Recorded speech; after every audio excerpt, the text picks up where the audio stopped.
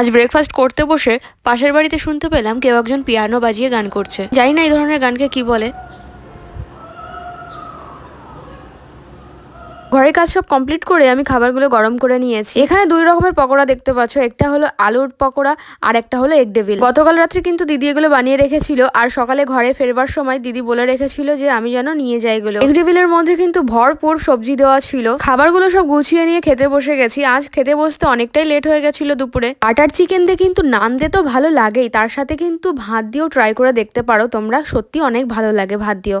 খাওয়া দাওয়া কমপ্লিট করে আমি একটু ছবি আঁকতে বসে গেছিলাম। অনেকটা টাইম ছবি আঁকতে বসার কারণে মাথাটা একটু যন্ত্রণা করছিল, যার কারণে একটু পার্কে ঘুরতে চলে এলাম। কিন্তু 6:30 বেজে গেছে, তবুও কিন্তু প্রাকৃতিকটা দেখো কতটা আলোকিত রয়েছে। তো সাদা রঙের ফুলগুলো ফুটে মাঠটা যেন আরো সুন্দরময় করে দিয়েছে। পুরো মাঠটাতে সাদা রঙের ফুলে ভরে উঠেছে। আজ পার্কে ঘুরতে এসে জাপানের একজন বাসিন্দার সাথে দেখা হয়ে গেল, পরিচয় হলো, বেশ ভালো লাগলো। পরে নেক্সট ব্লগে দেখতে পাবে।